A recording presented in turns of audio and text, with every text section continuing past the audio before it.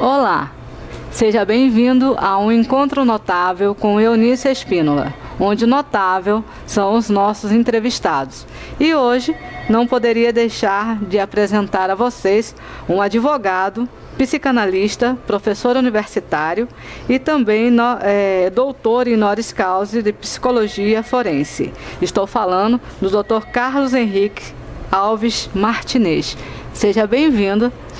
Muito obrigado. Dr. Martinez, ao nosso programa. É um prazer estar aqui com vocês para responder as suas perguntas e nesse bate-papo levar informação ao nosso público. Com certeza. E hoje com muitas perguntas mesmo para poder sugar essa tanta informação que existe, né, nesse advogado brilhante, nesse doutor fantástico, um amigo maravilhoso que nós fizemos. É um prazer estar aqui com vocês, estou às ordens. Ok, o portal Jorge Guedes agradece também a sua presença no The Hotel, né, onde está sendo o nosso estúdio hoje. Tá. Existe um tema, né, que eu já assisti em suas palestras, eu acho um tema fantástico, sobre alienação parental e sua síndrome.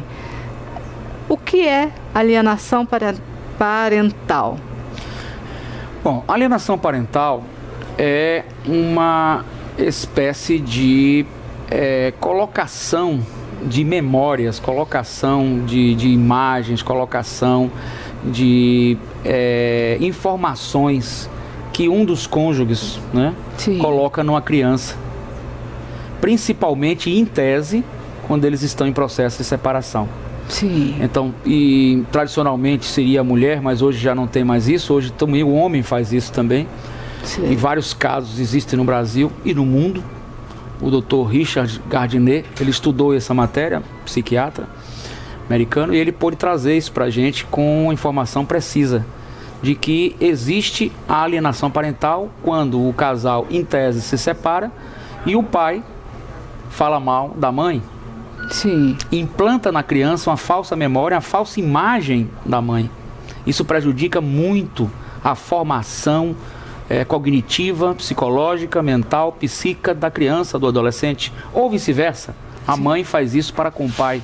Isso prejudica muito, porque a criança tem que ter o referencial dos dois cônjuges. Sim. E isso chega a se tornar um crime? Essa fofoca que se é feita de pai e mãe quando a gente fica magoado. Ah, seu pai não presta, porque seu pai terminou comigo e se separou. Isso chega a ser um crime? Veja só, na realidade deveria ser, mas existem as sanções civis. Sim. Né? Pela lei, a lei nova, a lei de alienação parental, ela oferece algumas sanções que são desde a advertência até a perda, né? Sim. Do poder que o pai e a mãe têm sobre a criança ou sobre o adolescente, inclusive até a guarda mesmo, né? Sim. E poderá existir a mudança da guarda. Que acaba, na realidade, afetando, como o senhor já diz, a mente da criança, né? Acaba afetando todo o lado cognitivo da criança ou do adolescente. Sim. Nos referenciais que ela tem. Certo. E nos seus relacionamentos futuros, ela pode refletir esse trauma, pode refletir essa ferida psíquica, essa ferida mental que ocorre, que ela está vivendo ali. Então, o ideal é que ela viva, a criança, adolescente, num ambiente sadio e salutar, sem essa competição, sem essa rixa que possa existir, mesmo no processo de separação, porque no processo de separação a criança não pertence a ninguém, pelo contrário, eu acho que tanto o pai como a mãe têm o direito, o dever de cuidar da criança, do adolescente e conviver felizes e formar cada um seguir o seu caminho, formar novas famílias e a criança ou adolescente possa ter um ambiente sadio. Sim. Não depositarmos então nos nossos filhos os nossos traumas, seria... Nossos traumas e principalmente os traumas da separação, do rompimento conjugal. Certo. Isso ocorre inclusive também a alienação parental nas famílias homoafetivas, que pode ocorrer também isso. A família homoafetiva, ela adota a criança e na separação pode um dos cônjuges, um dos pares, um dos conviventes também usar disso. Isso também é alienação parental e também recebe o amparo do Poder Judiciário. Sim. Um tema pode não ter nada a ver com o outro, ou pode ter tudo a ver com o outro, o senhor que vai me dizer, porque eu sou pode aqui... me chamar de você, que nós estamos no bate-papo aqui. Ah, com certeza. Agradável, maravilhoso. Com certeza, Martinez. Fique tranquilo. Então, eu vou matar a minha curiosidade. Perfeito. Né? Uma criança que tem esses problemas de família, né? Já vem sofrendo, o pai ou a mãe está... falando mal de uma referência sua. Esta criança, ela é uma criança que está propícia a sofrer um bullying no colégio? Pela não sua necessariamente, formação? Não necessariamente. Na realidade, no passado existia. As crianças de filhos de pais separados sofriam bullying, né? Sim. Hoje, não acredito que o bullying é uma coisa que não é dela interna, e sim das outras pessoas para com ela. Sim. Então, acredito que a alienação parental é uma coisa que ela vai trazer um sofrimento para si e para a sua vida. Sim. Porque ela poderá, inclusive, ter um rendimento escolar inferior ao esperado, devido a ela estar em choque em saber, por exemplo, só uma hipótese. Certo. A mãe dizer ao pai: seu pai nos abandonou, seu pai nos deixou, seu pai não presta. Então ela tinha uma imagem do pai, uma imagem psíquica, uma imagem inconsciente. Ela passa a ter outra imagem agora, uma imagem do pai demonizado. Então isso tudo afeta, esse choque, ele causa um trauma para ela, pode afetar na relação dela escolar, na relação dela no aprendizado dela. Que quebra a imagem, né? Quebra a imagem e cria, inclusive, falsas cria... memórias. Nós temos casos, inclusive, de falsas acusações de abuso sexual. Nossa. Criando falsas memórias nas crianças. As crianças não mentem, mas elas podem fantasiar, elas podem ter uma falsa memória. Sim. E isso é preciso que realmente tenhamos muito cuidado ao apurar realmente essas queixas quando os casais estão separados, principalmente. Interessante essa questão. Muito preocupante essa questão, porque pode ter existido realmente o abuso, como pode não ter existido o abuso. Sim. E isso é muito grave, porque pode levar, inclusive, um pai ou uma mãe a sofrer um processo criminal gravíssimo, porque é um abuso contra o menor. Lógico. E esse pode sofrer danos irreparáveis. Sim. Então é preciso muita cautela nesse ponto.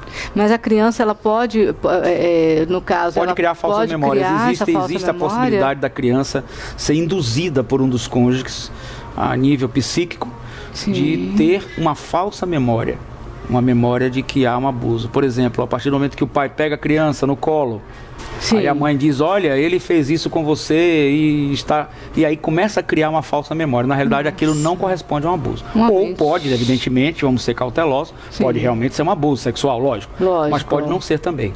Então, as falsas memórias, elas são muito interessantes serem observadas, principalmente no psicológico de cada criança. Por isso que a nova lei coloca que nós precisamos fazer uma perícia biopsicossocial, que conta com a equipe multidisciplinar, psicólogos, né, assistentes sociais, os próprios advogados devem participar também, né, para que possamos averiguar realmente se a criança está falando a verdade, se não está, e saber até que ponto é uma alienação parental ou é um desabafo normal. Um dia lá que a mãe diga: olha, seu pai atrasou, não trouxe você no horário, isso não é alienação parental, né? Lógico, não vamos exagerar. Lógico. Mas se isso se torna sistemático, contumaz e compulsivo, isso é uma alienação parental que pode desencadear a síndrome da alienação parental, que se torna uma síndrome para aquele que faz o alienador, aquele que faz a alienação. Pode ficar doente, precisa de uma terapia, certo?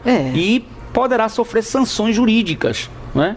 Como várias sanções existem na nova lei, inclusive perdendo a guarda do seu filho, que também vai gerar outro sofrimento. Evidentemente que todos nós, operadores do direito, todos que militamos no direito, trabalhamos com o direito, juízes, promotores e advogados, nós temos muita cautela quando falamos de família. Família é um dos direitos mais delicados de tocar. É verdade. Existe emocional, existem emoções, existem idas e vindas, não é verdade? Com certeza. Existe o outro lado, o oposto do amor, que é o ódio. É o ódio. Não é verdade? Quer dizer, é verdade que o oposto do amor não é o ódio, o oposto do amor é a indiferença. O oposto do amor, pior do que o ódio. O ódio se tocam, né? Amor e ódio se tocam. Então, essa questão do casal, quando se separa, ter essa relação de amor e ódio, ela tem que fazer uma terapia e tem que procurar o judiciário também. Nós temos buscado bastante, contado com o apoio dos magistrados, dos promotores, a conciliação.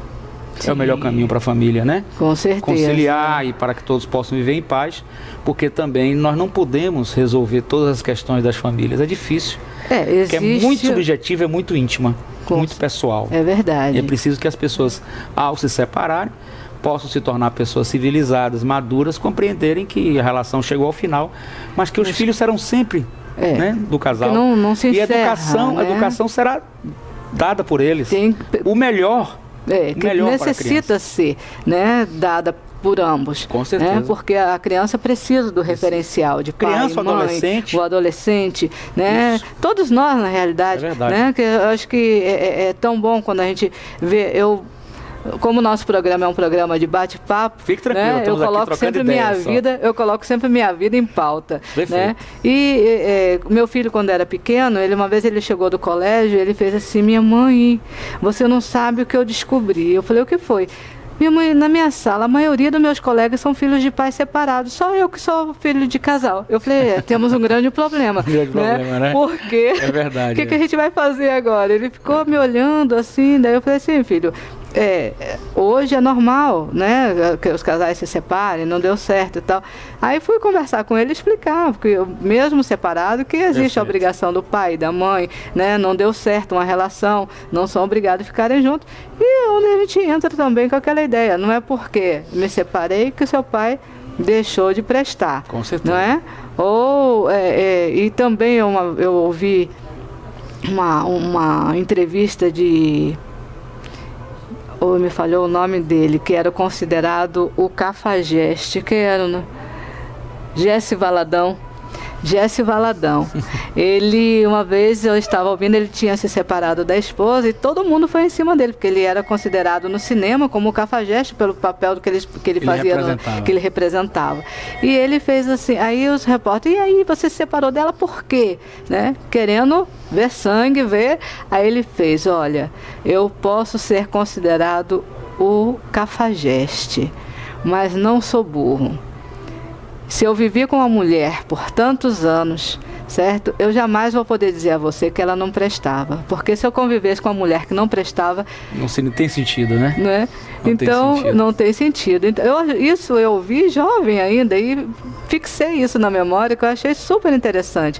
Não é o fato de que rompeu uma relação que o outro vai deixar de prestar. Com certeza absoluta.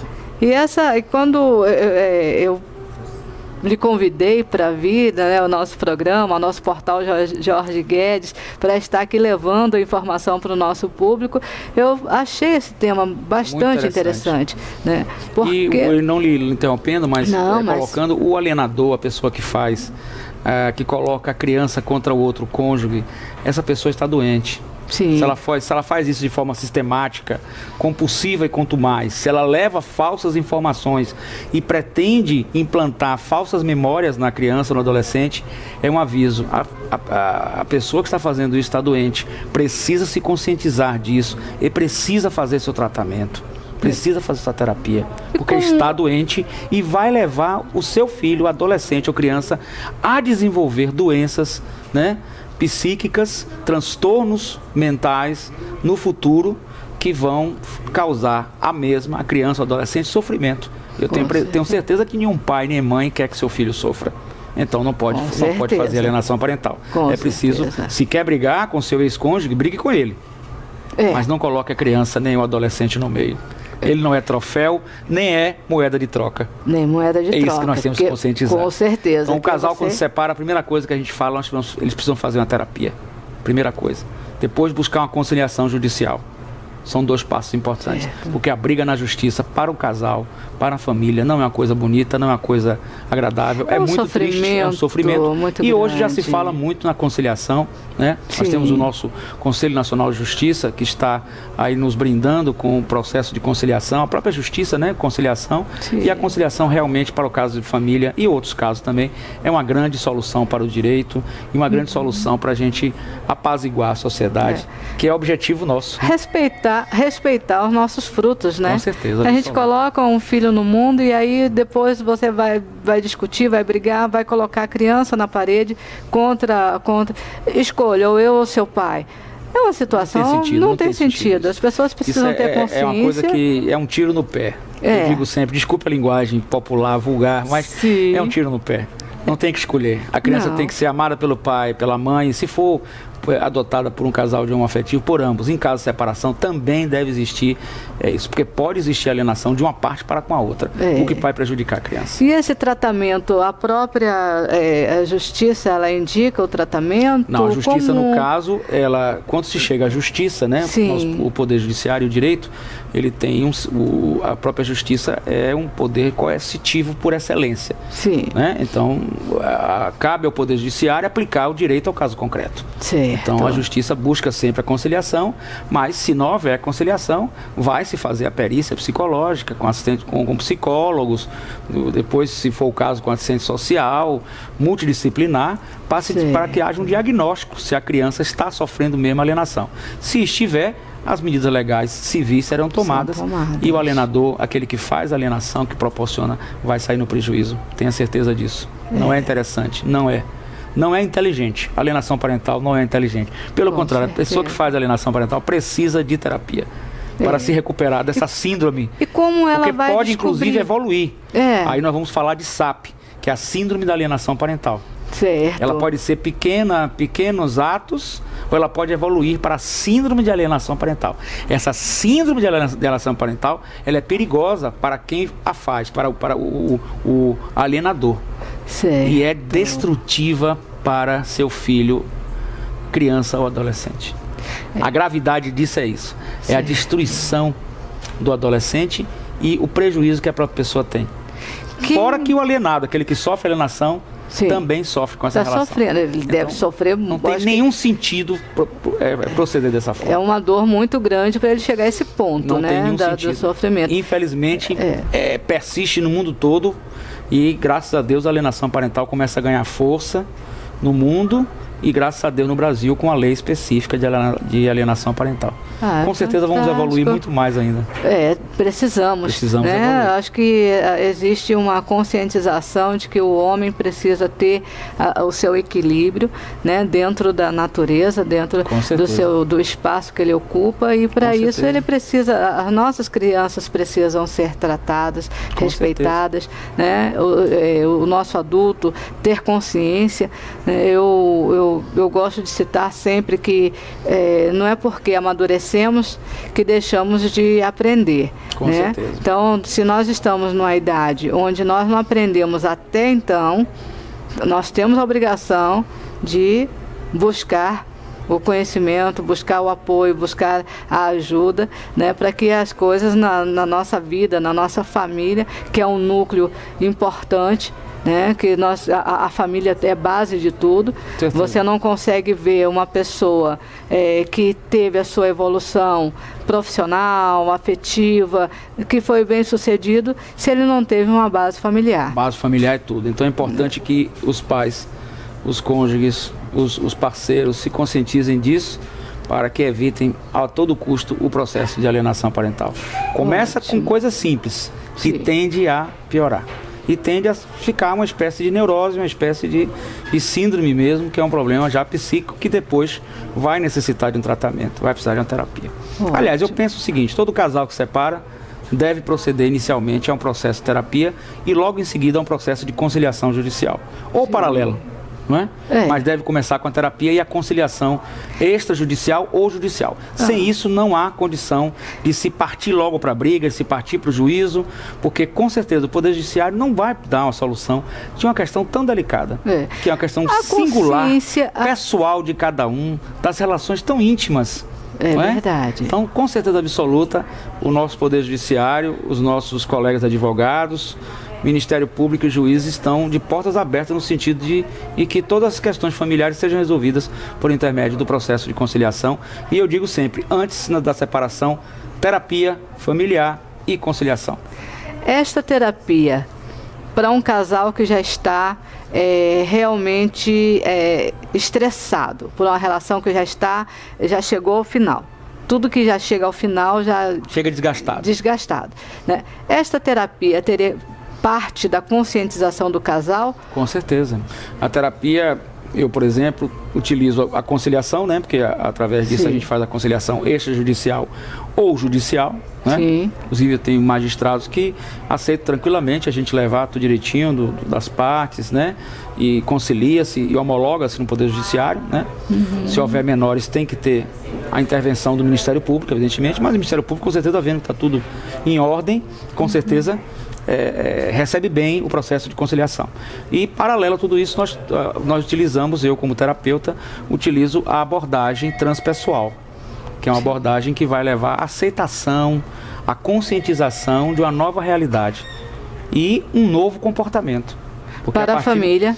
Para cada um dos membros da família, tem que ter novos comportamentos. E a mudança de comportamento na nossa vida, nos causa grande desconforto. Porque ela nos tira de uma zona nossa, que é a zona de conforto. Com certeza. Nós estamos na zona de conforto e precisamos passar para uma outra zona. Essa é mais desconfortável. Nós temos que aprender a passar por isso. Isso é difícil, não é fácil não. Com certeza. Então, qualquer mudança em nossa vida é difícil. Porque nós, seres humanos, em sociedade, estamos muito apegados às coisas materiais.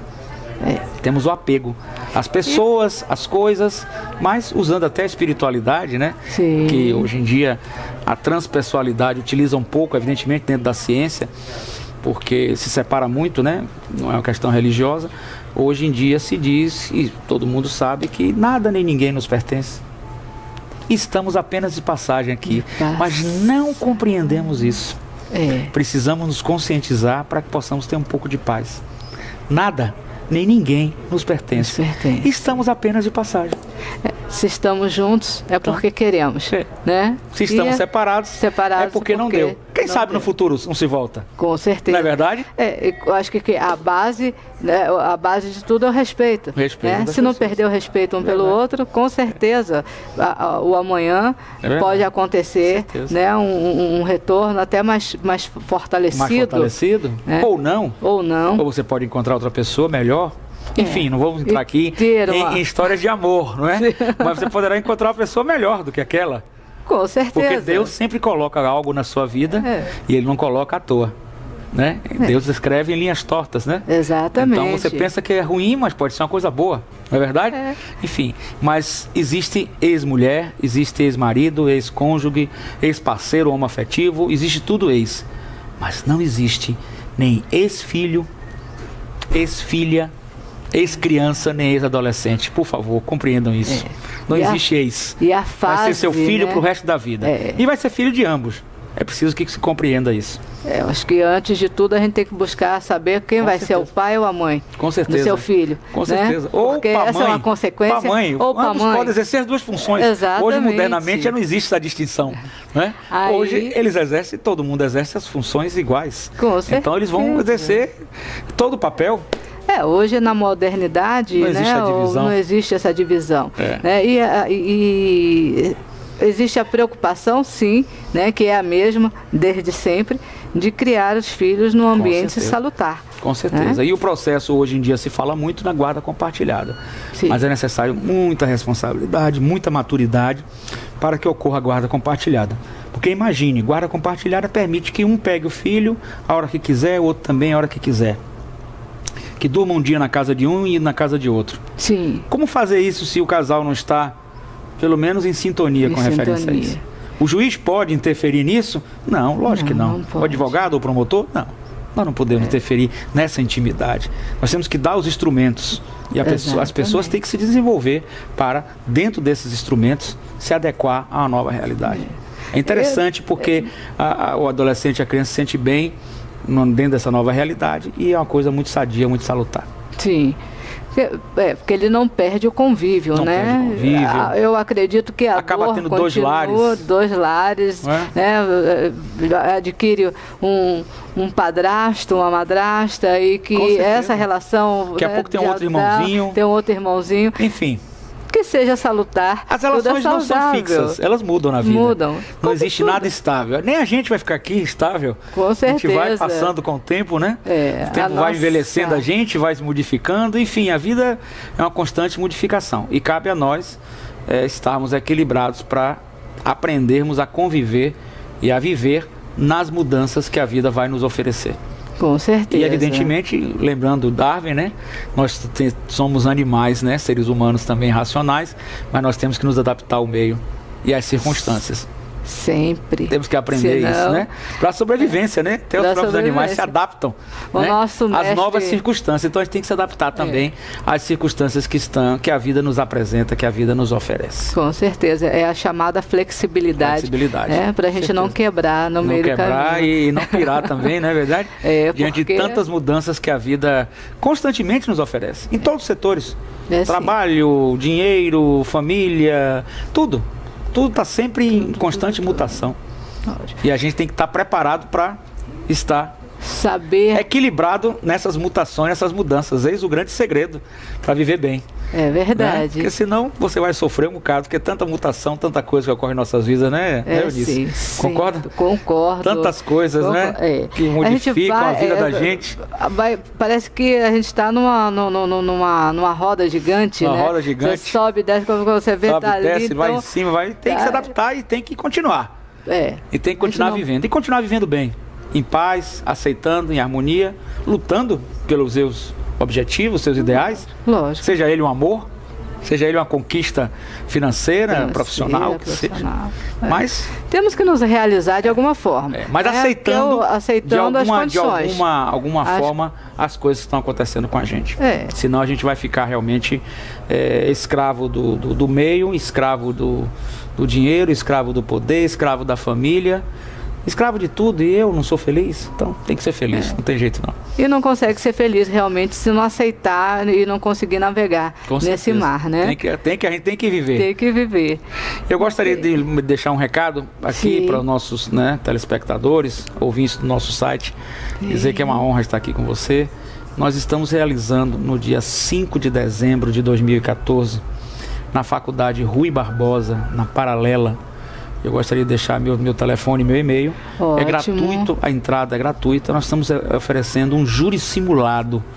O júri simulado é tribunal do júri, todo mundo sabe, é um julgamento para crimes dolosos contra a vida. E a Faculdade Rui Barbosa tem esse trabalho como excelência. Nós estaremos realizando esse trabalho no dia 5 de dezembro de 2014. Estudantes de Direito e Psicologia serão bem-vindos. A entrada é franca. Certo? Vou deixar meu e-mail e o telefone para vocês anotarem. E nós estamos de braços abertos para recebê-lo no júri simulado. O júri simulado é um caso real de um crime que ocorreu, já foi julgado, e nós colocamos os alunos na acusação, colocamos os alunos na defesa, colocamos um juiz, colocamos uns jurados, e com toga, com tudo, e funciona como se fosse realidade. Isso é um treinamento para os alunos. Para aqueles que vão assistir, isso é uma forma de aprendizado também. Então, os acadêmicos de Direito e os acadêmicos de Psicologia, nós fizemos um núcleo interdisciplinar de Direito e Psicologia, e vocês são todos bem-vindos a participarem desse nosso evento. No dia 4, possivelmente, a confirmar, nós estamos realizando também na Paralela, à noite, com a professora Maribel Barreto, o tema Conscienciologia, também é gratuito, né? E o tema com a doutora Maria do Socorro, que é o projeto Começar de Novo, do nosso Tribunal de Justiça do Estado da Bahia, em convênio com o Conselho Nacional de Justiça. É o projeto que o egresso começa de novo, começa a trabalhar de novo. Ou se ele está no regime semiaberto, vai dormir à noite, ele tem que estudar ou trabalhar ou estagiar. Então essa é uma forma de ressocialização e reinserção do apenado ao meio social. E aqui eu parabenizo a doutora Maria do Socorro, que é a gestora desse projeto. representando o Tribunal de Justiça do Estado da Bahia, extensiva aqui a homenagem ao presidente do nosso Tribunal de Justiça do Estado da Bahia e ao Conselho Nacional de Justiça, na pessoa do ministro, do presidente do Supremo, Dr. Ricardo Lewandowski, que ele está à frente desse projeto, e é um projeto muito bonito, é um projeto que está tendo no Brasil todo, e nós precisamos divulgar. Porque o preso que sai e não consegue voltar ao trabalho ou à sua família, ele vai voltar para onde? Criminalidade. Para criminalidade. E a retroalimentação da criminalidade. Então é preciso que a gente tenha um processo punitivo, sim, lógico, para aquele que comete o delito, mas tenhamos também um processo de oportunização. E em breve eu gostaria de trazer a doutora Maria do Socorro aqui, que é uma pessoa brilhante, que eu mando um abraço aqui. Aberta. E ela tem colaborado muito com a instituição, tem feito palestras, fizemos uma palestra no Rio Vermelho. Vamos fazer de novo essa palestra com ela dia 4. E ao iniciar em janeiro as aulas na Faculdade Rui Barbosa, estaremos também com a palestra, o projeto Começar de Novo, do Conselho Nacional de Justiça e do Tribunal de Justiça do Estado da Bahia. E também estaremos com a professora Maribel Barreto, que é uma fantástica professora, mando um abraço aqui, com o tema Conscienciologia. Maribel o tema Barreto da consciência. É a nossa presidente da GLEB, né? Não, também é presidente da GLEB, uma mulher fantástica, tive o prazer de conhecer, né, através de minha amiga Glória Maria. E assim, quero mandar um abraço para Maribel, também deixar o nosso sofá à sua disposição, Maribel Barreto, viu, que venha fazer parte deste quadro de notáveis que cada dia mais enaltece esse nosso programa, e convidar todos que estejam aqui conosco, né, e parabenizar a todos os nomes citados, né, por pela grandeza dessa obra, que eu acho que é isso que é importante, é mostrar que não, o mundo não está parado, né? Os homens estão se mobilizando, as pessoas de bem estão se mobilizando, fazendo as coisas acontecerem, né, buscando soluções, né, e isso é muito gostoso. Mais cedo eu estava dizendo a Jorge que eu estou exigindo um diploma. Porque cada vez que eu sento nessa cadeira para entrevistar é uma aula que eu estou adquirindo. Com certeza. Então eu estou fazendo a minha universidade aqui no Encontro Notável com a Eunice Espínola. Com certeza, é uma grande universidade que você está fazendo, diga-se de passagem. Eu só gostaria de finalizar dizendo o seguinte: eu fui aluno da professora Maribel no mestrado na matéria Conscienciologia, e como discípulo da mesma já estou colocando a Conscienciologia no direito e na psicologia para os nossos alunos. Quero render homenagem também ao meu querido professor amigo, professor Jair Técio, sereníssimo, grão-mestre da loja maçônica do Estado da Bahia, a grande loja maçônica do Estado da Bahia, que tem um projeto fantástico, que é o projeto Autoconhecimento, uma matéria que deveria ser oficial em todos os currículos de cursos superiores, as pessoas se autoconhecerem. Autoconhecimento. Fantástico esse trabalho do professor doutor Jair Técio, que eu mando aqui um abraço, um amigo pessoal, o grão-mestre sereníssimo da grande loja maçônica do Estado da Bahia. Nossos cumprimentos e o convite. Viu? Você vai ser o nosso cicerone de trazer esses nomes todos para aqui, para a gente estar apresentando e levando cada dia mais aos nossos ouvintes, aos nossos telespectadores, esse conhecimento. Esse diploma que eu estou recebendo dessa formação, de cada entrevista, a gente está levando o melhor para vocês, levando o máximo do máximo. É um encontro notável, com Eunice Espínola, onde notáveis são os nossos entrevistados. Certo? O portal Jorge Guedes agradece a sua presença, doutor Martinez. O programa O Encontro Notável com Eunice Espínola está de porta aberta. Muito obrigado. Tá? Sempre que quiser, precisar, não precisa bater na porta. Com certeza pode entrar e mandar o seu recado. Com certeza. Viu que é um prazer, e foi um prazer enorme tê-la aqui conosco. Muito grande de estar aqui. Um grande abraço a todos e muito obrigado pela sua atenção e um agradecimento ao programa e a vocês todos. Parabéns. Obrigada. Bem, encerramos aqui com a dor no coração mais uma entrevista com o ilustre doutor Carlos Martinez. Espero que vocês tenham gostado e aguardem que ele também regressará ao nosso programa em breve. Um beijo para todos.